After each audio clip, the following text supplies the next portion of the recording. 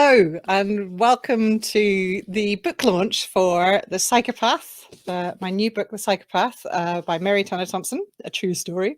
I'm here to have a chat with you and to introduce the book, and also to have a chat with the lovely Michelle Lewis, who's going to be joining me just shortly. I wanted to sort of say a little bit about the book beforehand and who I am. The Psychopath is a supposedly sequel to my first book, The Bigamist, which was about my relationship with William Allen Jordan, who I met in the year 2000 and married in 2002. We had 2 children, and a very fraught relationship. To cut a very, very long story short, I ended up finding out that he was a bigamist, a con man, as well as a convicted paedophile who actively impregnates women to rip them off for money. So I wrote that book in 2007, and it's been an international bestseller ever since. So I wrote The Psychopath last year to give a kind of update on what's happened, and also because so much has happened. He went to jail in 2006 and he came out in 2009, and of course didn't stop what he was doing. He carried on. So the Psychopath is about what he did since, but also, probably more importantly, from my point of view, about my recovery and the steps I took to recover and become who I am today, and the person that I am, feel more confident, more happier in myself, and also all the information and research I've done about psychopathy and toxic people and relationships. So that's sort of why I wrote it. It was to really just share my knowledge, and a lot of people over the years who having read The Bigamist were asking me questions, so I felt those questions needed to be answered. And I felt that there was a lot of people that could actually benefit from my experience. When I first walked into a bookshop in 2006 saying, I've just found out my husband's a bigamist, a con man who impregnates women to rip them off for money, and I would really like to read a book about it, the bookseller went, not been done. So I'd walked into a publisher and said, this has happened to me and I'm going to write a book about it. And they very quickly jumped on it and said yes, and it got published.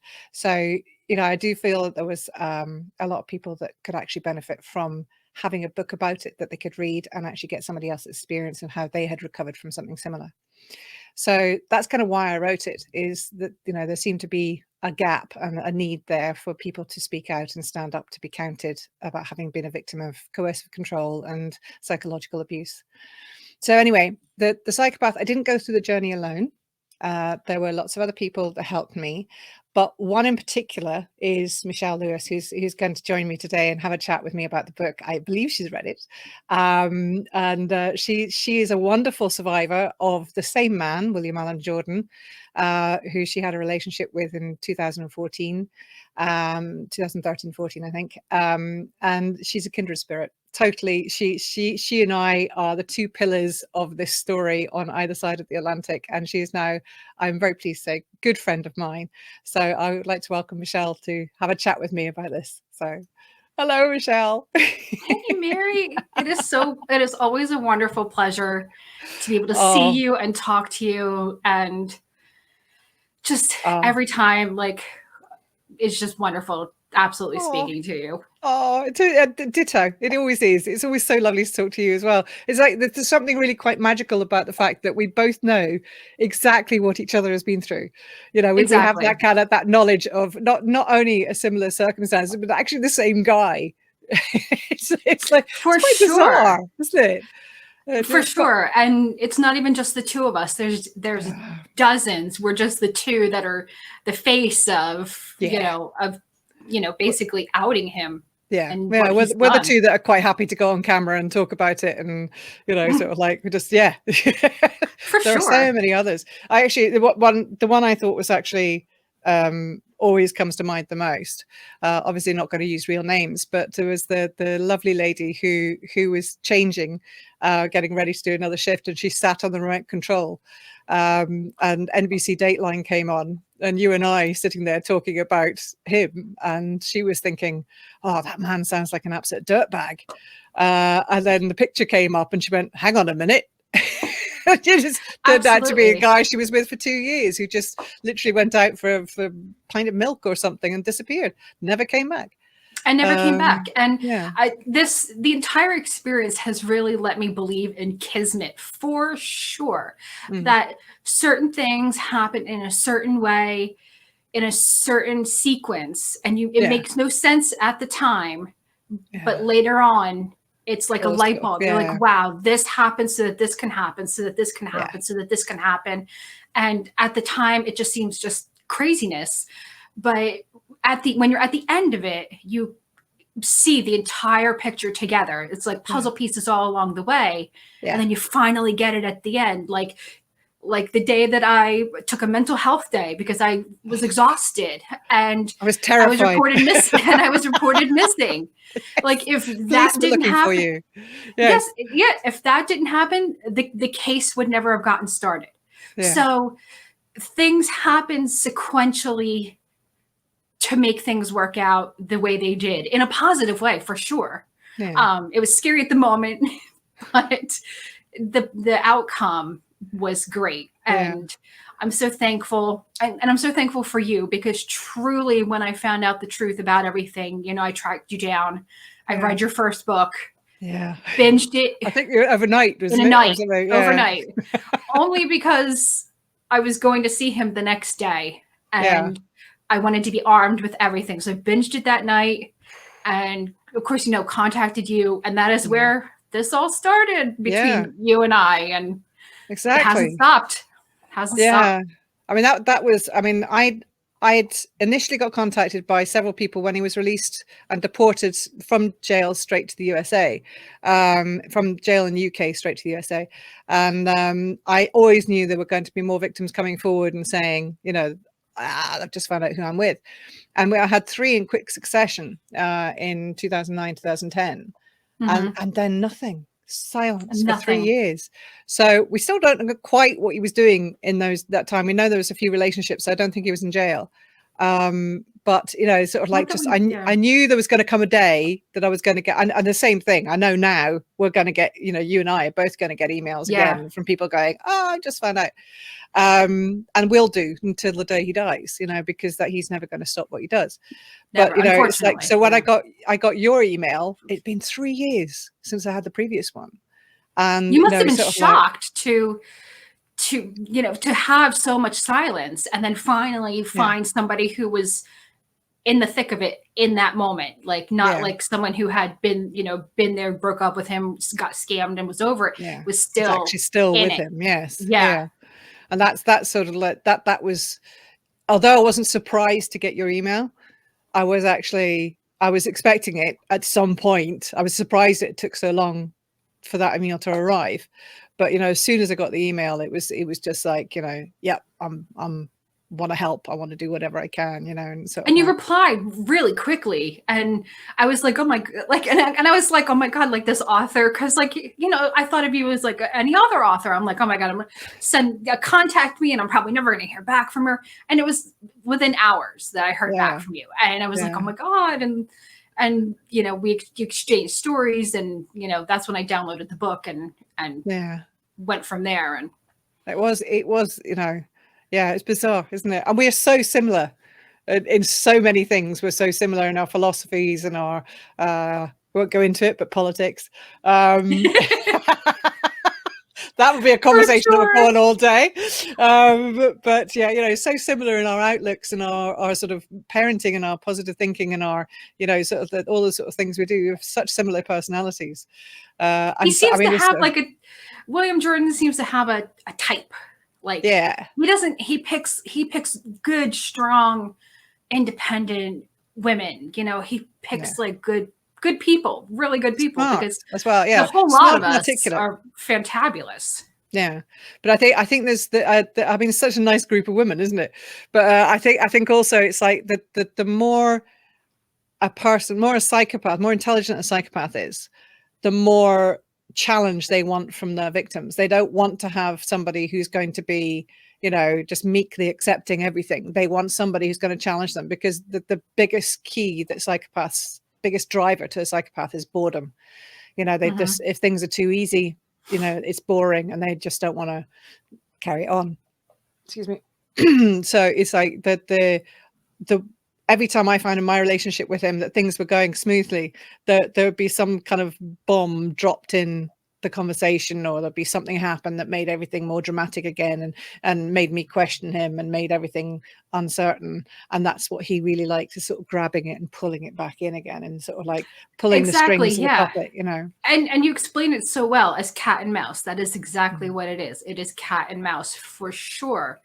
It is, you know, letting it go a little bit, and then I got to play with that again. And like, I wonder if the day that I found his real name, because I feel like nothing he does is unintentional. Yeah. So when he left his wallet that day that I discovered who he truly was, I feel like that was on purpose. That was because he'd given you a false name, hadn't he?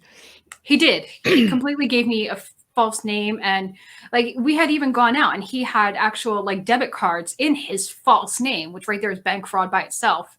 How he was even able to open a bank account under a fake name, God knows, that's a whole nother thing. But the day that, like, he never left anything behind, and the day that he left his wallet just to go to the bathroom, I feel like now that he was probably feeling a little like it was getting a little boring. So here, let me throw this little firecracker into it and see if she'll look in the wallet. And sure enough, I did, because I had a woman's intuition. And I've very learned, you know, if you have an intuition feeling, if you have a gut feeling, go for it, go with it. Go with it. Your gut, it will lead you wrong.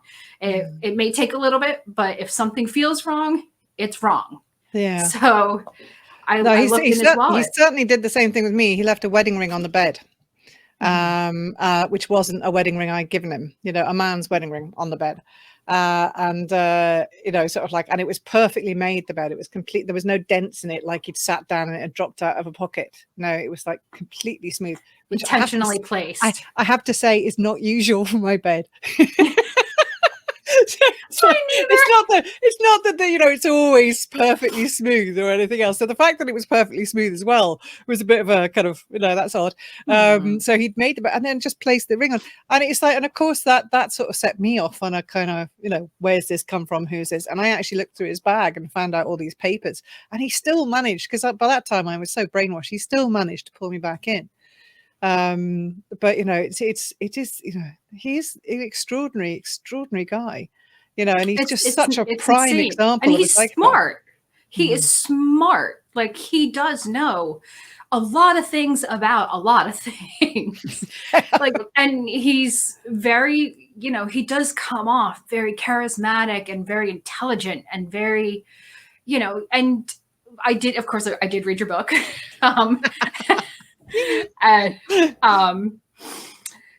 And what did you think, by the way? Is on my Kindle, which fabulous. Of course I was going to read this book, because, you know, like, I had to know what happened next. You want to know what the ending was. How's this end? You know, you wrote the one, now you have another one. How's this going to happen? How's this going to go? I don't know. What did it feel like reading The Psychopath? What did it actually feel like to you? I mean, being the fact that you're part of, I mean, sort of a really good part of that story. It was truly amazing. And like, I know like some people didn't like how it kind of jumped around, but like I personally liked how you went from past to present, from past to present, to past to present, and going from your own personal stories to analytical chapters of like Psychopaths. And like, for sure, your scale, I loved that chapter about this. That's the Psychopath checklist revised is what's like, truly, like, if he could have, I mean, he could score like an 80 out of 40 for sure. Like, I was like reading through, I'm like, yep, spot on.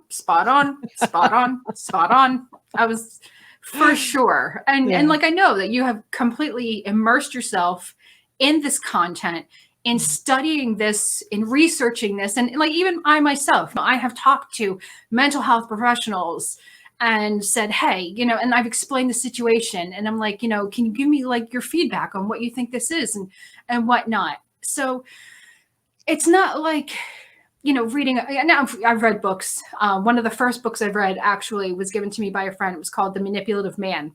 All right. Which was a wonderful read. And it really kind of helped me understand a lot more of the mental illness of William Allen Jordan. And your book also. Technically not a mental illness, it's a personality disorder. It sure is, yeah. An illness it's can be recovered evolving. from. No, it's because an illness can be recovered from, which is why it's a disorder instead of an illness.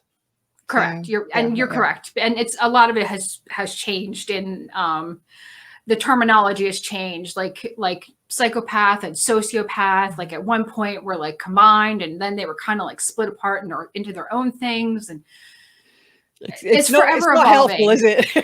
It's not helpful. But also the other thing is that, you know, we still use the terms sociopath in the UK, whereas in America, Canada particularly, where most of the experts are, they're saying, oh no, we don't use sociopath anymore because it's confusing.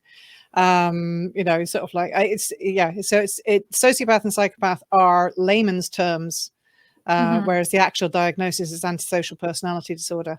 See, yes. I mean, this is the trouble. I know too much about this stuff. I don't study it as a kind of a degree or anything else. I read articles about it because I'm interested, you know. Exactly. So, and you educate yourself about it, and frankly, it is fascinating. Like when, like when I went to college, like I took Psychology 101, which was recommended, but I actually enjoyed the class so much that when I had another elective, I took abnormal psychology as an elective. Because the first class had me so fascinated at how the mind works. And it actually, you know, as a nurse, it does really come in handy to be able to understand people and their thought process and to try to figure it out.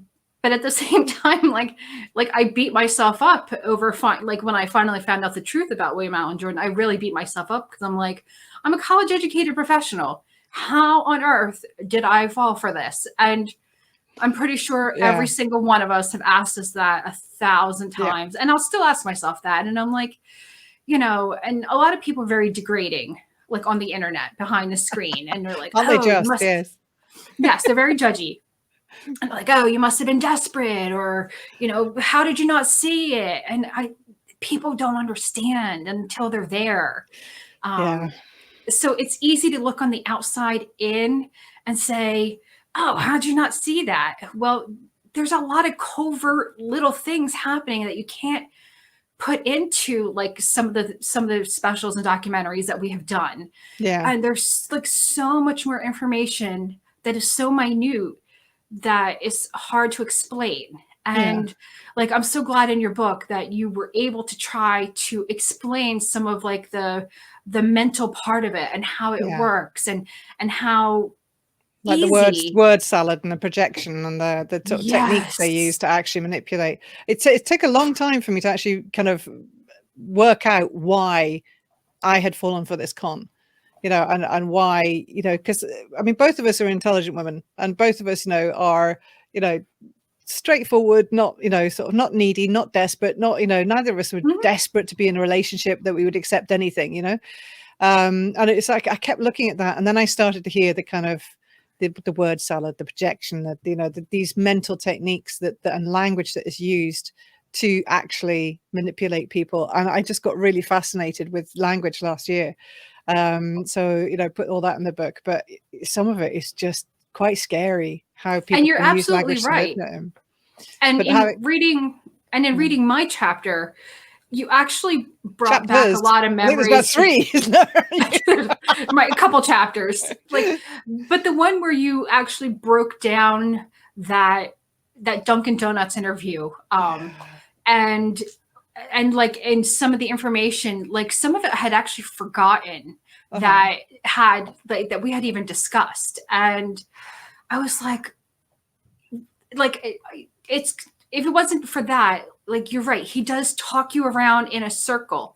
And like, not until after I found out the truth, and in those 9 weeks of trying to set him up to confess the crimes he did against me, did I really pay attention that he does that you ask him something direct, and then he kind of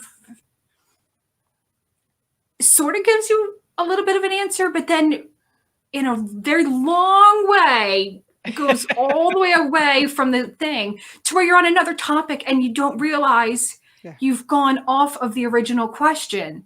Yeah. And I realized he did that quite a lot. And it was just like meandering, like on a stream. It just meandered along. And I just went with it because it was just keeping conversation flowing. We do. Because that's what we do in normal, natural conversation. That's what we do. But it's like, just to give some context, when Michelle found out that Will Jordan was the Will Jordan that I'd written about, she actually got hidden cameras and a bag cam and a button cam, and she carried on stringing him along. And she actually recorded him in a series of videos, which she shared with me. And actually, we had the transcripts of in the site, some of the transcripts of in the Psychopath. But she actually managed to pretend that she was still in a relationship with him. I mean, just not worthy. I mean, the acting was fabulous because you were sort of sounding vulnerable and.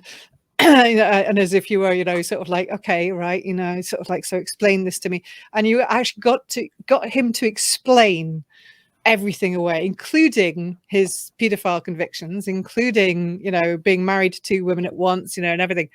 And an excuse for everything. He had a story for everything, including being a convicted pedophile. And it sounded all so reasonable. But it's fascinating. I mean, I have to say those videos were fascinating. It's such an amazing opportunity to be able to analyze somebody's language patterns. And I have to say to you, Michelle, we've just finished the audiobook, which it's going to be available for Monday as well. And I've just received a copy yesterday. And when I was doing the audiobook and we were recording it, I couldn't read out his bits. I could read out your bits fine. I couldn't read out his bits. And I was just going, I can't do this. I literally can't do this. And it's so impossible. When you're reading it as a transcript, you're just going, what? So I said, look, and they got 2 actors to do it. So the person playing you is absolutely spot on, gets you perfectly. The one playing him, I mean, I can't criticize it because it's an impossible task, but he's reading out this word salad and this complete nonsense. It's so hard. It's very hard to emulate. It's so hard to do, yeah. So it's like, it's slightly awkward, but it's I think slightly better hearing it than it is reading it. So, but yeah, if you want to hear the actual, sort of like, unfortunately we couldn't use the real audio. Because it was so there's so much background noise, but also it's because it's actually his voice and his performance, so we couldn't use it. But yeah, it's really interesting. But yeah, it is definitely it's crazy. And like even now, like at the time I felt so fueled by the perseverance to stop him. Like looking back on it, I'm like, wow, that was really crazy. I'm like, but at the time I was so fueled by like, I've got to stop this guy. I've got to stop this guy. Like, once you told me story after story after story of all these victims that happened before me, and I was like, this has got to stop. This has got to stop. And I've got to figure it out. And thankfully I had your guidance and the guidance of the others, because we all came together. Yeah. And we formed our little village, which I love our little village. It's brilliant, isn't it? Yeah. And like our village is growing, unfortunately, but we take everybody in and we help everybody out. And like at the time I was new to it, and you girls had already gone through it and been through the other side. Yeah. And like I saw you guys were okay and you guys made it. So that gave me a lot of hope that, okay, I'm in the thick of it now, but I'll be okay. Yeah. And now here, like it's 2021 now. So 8 years later, I'm okay. Yeah. So when new people come, like, I just want to like give them a verbal hug and be like, you know what, you're going to be okay. Yeah. Because you're okay. I'm okay. The others are okay. Yeah. And they're not alone. They're not alone. Yeah. And it's not just the victims of Will Jordan either. It's like all victims of a toxic relationship. And it's like, I'm getting 4 or 5 letters a day from people who are reading the book and saying, my gosh, finally I'm able to articulate what's actually happened, and I'm able to understand because they don't tell anybody why something. Yeah. Because they feel shame, because they feel embarrassed and ashamed by what's happened, and they feel somehow they asked for it or they deserved it or something. And that's that was my first feeling. My first feeling was I was so ashamed of myself. That was shame was a very large feeling in the beginning. And I was like, I couldn't believe it. Like, I was just so incredulous. Like, why? Like, I could not understand it. And I was like, that's something that needs to change. That's something that my mission in life is to make sure that actually that changes, that society changes. Because I mean, one of the first things I had was people, when I first wrote The Bigamist, they said, are you going to write it under your own name? And I was absolutely. like, yeah. It's like, why wouldn't I? And there was some sort of kind of perception of idiocy or something that, I should be ashamed of having been a victim of a crime. And people have to stop victim shame. That is huge. Is basically re-victimizing the victim. That's got to stop, because that is what keeps so many men and women in the dark with it, because very much so. because society, they know society's judgy, and they know that people are going to say mean things to them, and they don't want to have to deal with that. So a lot of them just stay silent. Not on top of the sort of psychological torture they've already been through. Absolutely. So it's a very it's tough. It is tough when you get those trolls. Like I still get the occasional hate mail every once in a blue moon. By and large, most of it is very positive, and people who are grateful that, we put a voice to a situation that nobody talks about. I mean, yes, it is now starting to become more commonplace, and you're starting to see so many more documentaries and things like that about all this kind of con behavior. It's becoming there, but we're not quite there yet to where we can stop shaming the people who went through it, which was already traumatizing as it was. Yeah. I mean, they do tend to glamorize the con man or con woman, as opposed to, saying actually that's a crime and that's a criminal activity. And, it's the survivors who should be, held up and celebrated, not the criminal themselves. They don't sit there and bash the person who actually did the conning, which is, the perpetrator. They bash the person who was the victim to begin with. And I'm like, what is wrong with people? I'm like, where's, well, it's as I said, I think it was in The Bigamist, 100 years ago, if a woman stood up and said she was raped, then she would be branded the harlot, sort of like, etc., and tarnished goods and all the rest of it, whereas a man who'd done the raping would have been considered a stud, and very commanding, and society has changed in the last 100 years. Society now, absolutely, that's switched around. People the now Me Too movement really has brought light to a lot of this, and I'm so thrilled to see that a lot of these, bad actors are finally starting to be held responsible for very inappropriate behavior. So I'm so happy that finally women are starting to, and men, because it really happens on all sides. Yes, women are the majority, but I do hear from men, and as do I. And I've heard from some trans people, from the LGBT community. So it really happens across the entire spectrum. And I'm so glad that people are able to start to get their power back. It's slow. We're still getting there.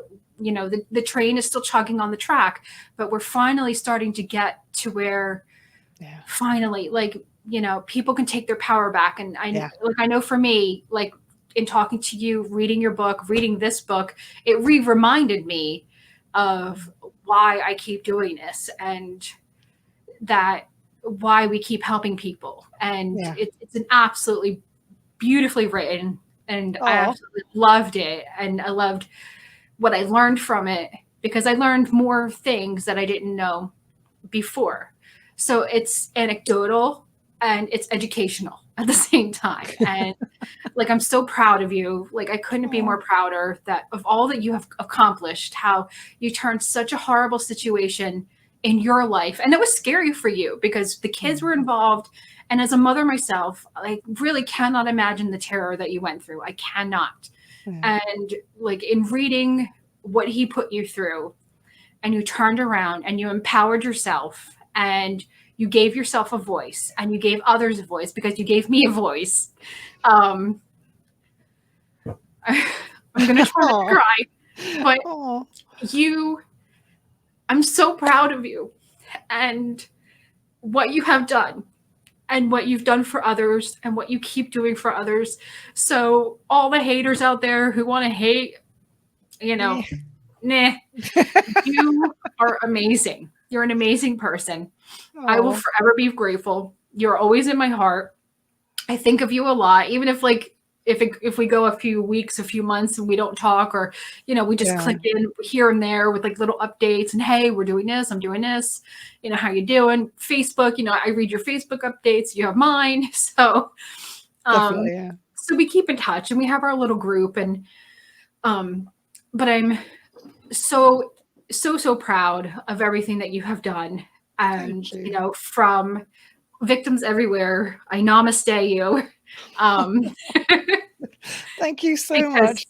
Because truly you saved me. You absolutely saved me. And I don't know what I would have become. I don't know what would have happened to me. What I would have turned into if I didn't have your help to keep me sane right in the aftermath in those 9 weeks of the sting operation. Through the trial that lasted like added another year to the entire process, and like not being able to get a restraining order because the judge was like, well, we can't give you a restraining order on what if, and I'm like, okay, so he has to hurt me before I can get him to not come near me. Absolutely nuts. Yeah. No, well, you were amazing. I mean, you were just totally inspiring coming through all of that. I mean, just, as I say, not worthy. You just, I do feel like we are the kind of two pillars that kind of holding this up on either side of the pond, because it's just, and it's not actually an obsessive or a nasty thing. It's just, when it raises its head again, we're there for anybody that comes forward and to be there for the other victims that come forward. But, and inevitably there will be more. It's going to keep happening. And there will be the ones that find out the truth and still want to stay with him, which is their choice, as long as they're informed, as long as they're choosing to do that, it's fine. And I feel bad that there's, the one that we just couldn't save. And it hurts a little, I just want to like shake her. The thing is, it's like, as I say, all we can do is inform. All we can do is say, look, here's the information. Exactly. And if somebody wants to be with somebody who when they know that they're like that, that is their choice. We're not there to make sure that he stays single. We're there to sort of try and make sure that any victims have some support, and that they, if they want to, they can find out the truth. Absolutely. That's all we can do. He's in his He's in his like mid to late 50s now. Mid 50s, yeah. Mid 50s. Yeah. So I mean, he's 2 weeks older than me. So I don't know how much he's going for younger and younger women, though. I think he's passing himself off as 35 now. But the thing is that, like, at the time when I had met him, I was, I think I was 35, and he told me he was 38, and really he was like almost a decade older. But he really does keep himself in shape. He really does look way younger than he actually is. So he can pass for younger, but unfortunately he prefers young women. And I don't think he really minds younger or older, or I think it's the game more than anything else, although sort of like, so I think he's probably got a bit of a range. So I don't think he particularly targets young women in general. I think it's just whoever he catches in his net. I think I think he still wants to feed that pedophile feeling every once in a while, which makes me want to vomit just thinking about it. And just even knowing what he had done, just like, I'm so thankful. Like my children were very rarely around him. And I kept a pretty good distance, and it was only a handful of times, and it was never unsupervised. And people are like, how could you let him around your kids? Well, it's not like I let him babysit them or anything. I mean, like I work nights and he said he worked nights. So a lot of our meetings were by day. The kids were in school. So yeah, it was very rare that the kids were ever around. Yeah. So I'm very thankful about that. Yeah. God knows, where that would have led. And, 'cause I have a daughter, I have a son. I'm thankful. Yes. So, and that's another thing that keeps me wanting to do this, is so that he doesn't hurt another child. Yeah. And no, absolutely. It's one of the things that drove me to write the books. Both of them was the fact that there was no information about him particularly before I went public with my story. And, sort of like, and being, having that information out there, having that face on the internet, having his name out there. Actually, it was one of the things that I'm getting a few critical feedbacks about the book, is that I use his name, Will Jordan, throughout the whole thing. And there's a few bad reviews saying, why does she always say Will Jordan? And there's two reasons. One is that it's called Voldemorting. And that I don't want to say, oh, Will did this or Will did that. It feels really uncomfortable because it's personalizing him. Whereas if you actually you kind of remove yourself personally by actually using somebody's full name, then it's not a kind of personal connection. And the other is drilling people to remember his name. That it's not just Will, it's Will Jordan, or it's William Allen Jordan. So that if they do come across it, or they have a friend who comes across some derivative of that name, they might actually go, "Ooh, hang on." And that's why I plastered all the aliases that I have ever come across, because the name I had wasn't Googleable. And for sure, I did my due diligence. The story that he told me about his background and where he grew up, he told me he went to Oxford. I sure as heck went to Oxford's website. He said he was raised by Oxford professors. I tried to look them up.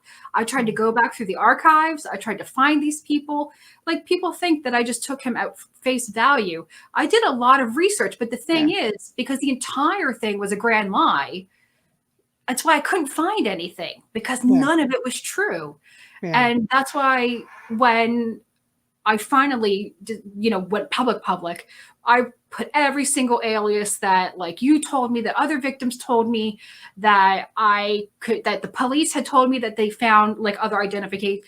I put all his aliases out there, so that if he attempts to reuse an alias, at least somebody can Google and they will find something.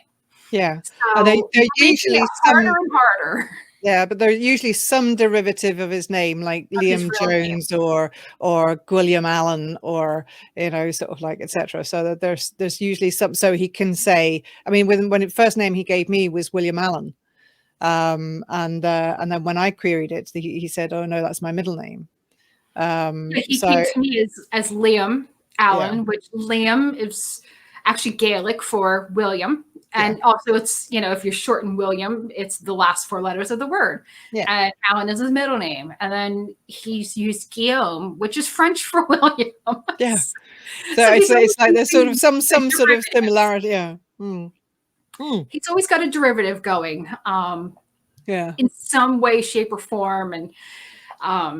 And then, like, he's gone by Guy, which is still short for Guillaume, which was still William. So it is always some part of his name. But it's brilliant, though. It's brilliant because he always correct. And one thing you can't fault him on, he's a smart guy. For whatever he is, he thinks things through. He's just otherwise he's just living by the seat of his pants. Although I'm noticing we're supposed to be chatting for half an hour, and it's nearly 40 minutes now. And I'm watching your little kitty in the corner. I know. I was like I should put carpet down so that the dog, you don't get the click click click of the dog on the wooden floors. Can't stop the cats. The cats will go where they want. Cats don't care. Mine was sitting next to me, but I don't. She left me. She's left. Brilliant. Well, we'll tie this up. So it's so lovely as always talking to you. So what I will say is that this is our new online version of a book launch. So that's the the book is The Psychopath, and it's going to be available from today. So yes, I'm so excited. It's on audiobook, it's as a hardback, it's as paperback, and it's an ebook. The audiobook is read by yours truly. I can't even speak anymore. Yours truly. So yes, you'd hear the book in my own voice. And thank you for joining me. I was so glad that I was able to pick it up on first reads on Amazon, and I was able to basically read it ahead of this official day. So I was so excited to be able to do it. I read it in 4 days, 3 days, 4 days. It was a good, quick read, and absolutely fascinating. And for sure, read The Bigamist, and then read this. And you can have the entire big story put together. So the idea is you're supposed to be able to read in either order, or so you can read The Psychopath on its own. But actually, personally, I think you're probably better reading The Bigamist first, because then you have more context. But you can read them both, no matter what. Yeah, read them both. Read them both. For sure. Oh, Michelle, thank you so much for joining me. Really, it's been so much fun. Actually, it always is. It always is. It's always a pleasure. Thank you for doing this. Thank you. Brilliant. Thank you. We're going to both be on Twitter and Facebook answering questions. So if you've got any questions for us, just tweet away, and we'll answer you. And we will be there. We'll be there. Take care. See ya.